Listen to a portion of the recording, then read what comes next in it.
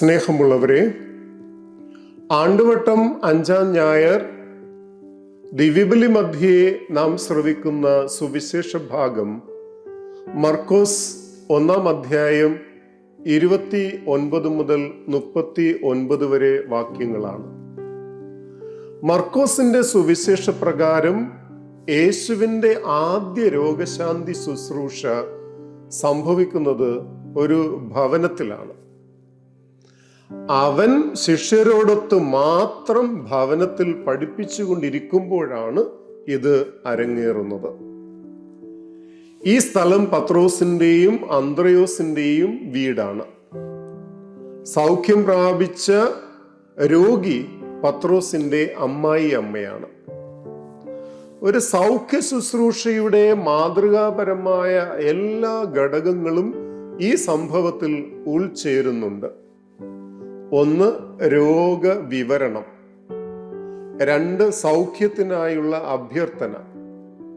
3. സൗഖ്യം. 4. രോഗി സൗഖ്യം പ്രാപിച്ചതിൻ്റെ അടയാളം. സൗഖ്യം നൽകുന്ന പ്രക്രിയയിലെ ചടുലത ഇവിടെ ദൃശ്യമാണ്. പെട്ടെന്നാണ് യേശു രോഗിയെ സുഖപ്പെടുത്തുന്നത്. രോഗി ഉണരുകയും അതിഥികളെ സ്വീകരിക്കുകയും അവർക്കായി ഭക്ഷണം ഒരുക്കുകയും ചെയ്യുന്നു. മേൽ വിവരിച്ച രോഗശാന്തി ശുശ്രൂഷയിൽ 2 പ്രയോഗങ്ങൾ ശ്രദ്ധേയമാണ്. 1. അവൻ അവളെ എഴുന്നേൽപ്പിച്ചു. എഴുന്നേൽപ്പിച്ചു എന്ന പദം യേശുവിൻ്റെ തന്നെ ഉത്ഥാനത്തെ സൂചിപ്പിക്കുന്നു. പുതിയ നിയമത്തിൽ 31 പ്രാവശ്യം യേശുവിൻ്റെ ഉയർപ്പിനെ സൂചിപ്പിക്കുന്ന ഈ പദം പ്രയോഗിക്കപ്പെട്ടിട്ടുണ്ട്. പാപത്തിൽ ആഴ്ന്നുപോയ മാനവരാശിയെ യേശു എഴുന്നേൽപ്പിക്കുന്നു എന്നതാണ് രോഗിണിയെ എഴുന്നേൽപ്പിക്കുന്നതിലൂടെ നാം രചയിതാവിനോടൊപ്പം ചേർന്നു നിന്ന് കാണുന്ന പ്രതീകാത്മകത. 2. അവൾ അവരെ ശുശ്രൂഷിച്ചു. രോഗശാന്തി അനിവാര്യവും സമ്പൂർണവുമാണെന്ന് ഈ പ്രയോഗം വ്യക്തമാക്കുന്നു. കൂടാതെ യേശു നൽകുന്ന സൗഖ്യം ശുശ്രൂഷയ്ക്ക് വേണ്ടിയുള്ള ദൗത്യത്തിലേക്കാണ് നയിക്കേണ്ടതെന്നും ഈ പ്രയോഗം ബോധ്യപ്പെടുത്തുന്നു. അങ്ങനെ പാപത്തിൽ നിന്ന് വിടുതൽ പ്രാപിച്ച് മറ്റുള്ളവരുടെ സേവനത്തിനായി വിളിക്കപ്പെടുന്ന വിശ്വാസിയുടെ പ്രതീകമായി ഈ സുഖപ്രാപ്തി സംഭവം നിലകൊള്ളുകയാണ്. പത്രോസിന്റെ ഭവനത്തിൽ സംഭവിച്ച രോഗശാന്തിയിലൂടെ യേശുവിൻ്റെ സാന്നിധ്യം ആ വീട്ടിലുണ്ടെന്ന് പട്ടണ നിവാസികൾ തിരിച്ചറിയുന്നു. തുടർന്ന് നിരവധി രോഗികളും പിശാച് ബാധിതരും സൗഖ്യത്തിനായി ആ ഭവനത്തിൽ ചുറ്റും തടിച്ചുകൂടുന്നു. സൗഖ്യത്തിനായി കടന്നു വരുന്ന ഏവരെയും യേശു സുഖപ്പെടുത്തുന്നതായി മർക്കോസ് രേഖപ്പെടുത്തുകയാണ്. അപ്രകാരം യേശുവിലൂടെ സംജാതമാകുന്ന രക്ഷ എല്ലാ വിഭാഗം ജനങ്ങൾക്കും സൗജന്യമായി ലഭ്യമാണെന്ന് സുവ്യക്തമാക്കപ്പെടുന്നു. യേശുവിൻ്റെ ശുശ്രൂഷയുടെ ലക്ഷ്യവും മറ്റൊന്നല്ല. ഈ സൗഖ്യം നൽകൽ ഭാഗത്തു തന്നെ മർക്കോസ് സുവിശേഷകന്റെ പ്രസിദ്ധമായ ഒരു നിഗൂഢതയും നാം ദർശിക്കുന്നു. മിസ്റ്ററി. പിശാചുക്കൾ തന്നെ അറിഞ്ഞിരുന്നത് കൊണ്ട് സംസാരിക്കാൻ അവരെ അവൻ അനുവദിച്ചില്ല.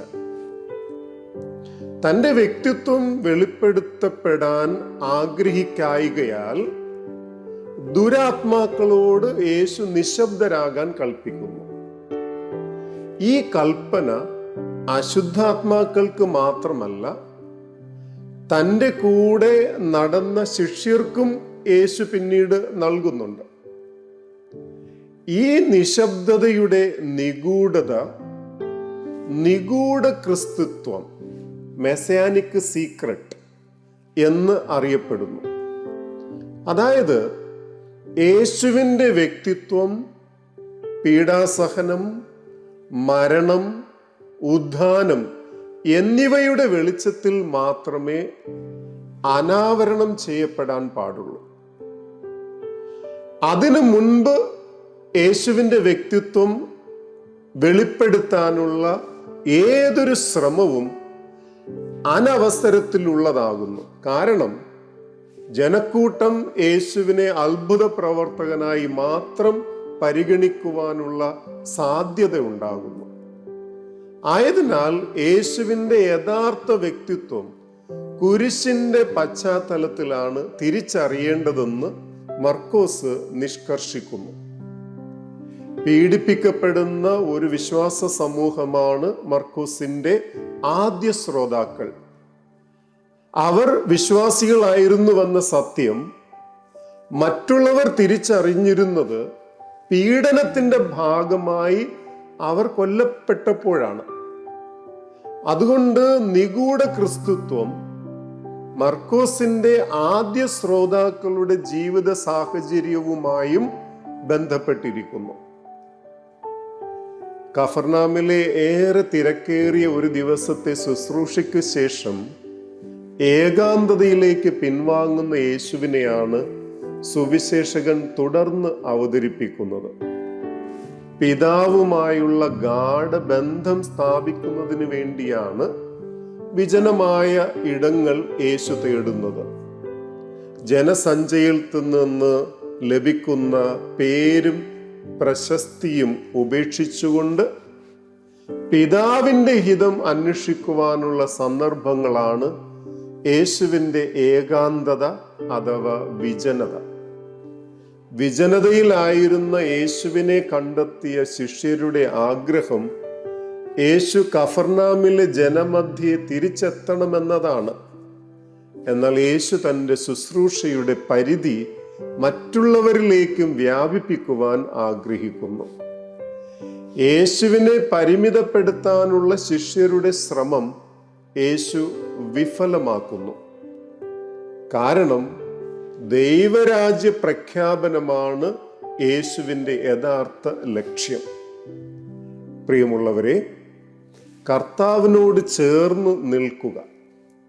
ആരോഗ്യത്തിലും രോഗത്തിലും സാമൂഹികമായ ഒറ്റപ്പെടലിലും കർത്താവിൻ്റെ വാക്കുകൾ നാം ശ്രദ്ധിക്കുകയാണെങ്കിൽ അവിടുന്ന് എപ്പോഴും നമ്മോട് ചേർന്ന് നിൽക്കും.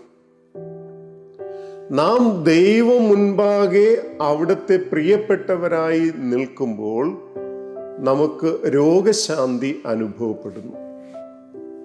രോഗശാന്തി വിവിധ തലങ്ങളിലും വ്യത്യസ്ത സമയങ്ങളിലും ആയിരിക്കാം. എങ്കിലും നമുക്ക് പൂർണ്ണത അനുഭവപ്പെടും. നാം കർത്താവുമായി ശരിയായ ബന്ധത്തിലായിരിക്കുമ്പോൾ മറ്റുള്ളവരുമായും നാം നല്ല ബന്ധത്തിൽ ജീവിക്കും. ദൈവം നമ്മെ അനുഗ്രഹിക്കട്ടെ.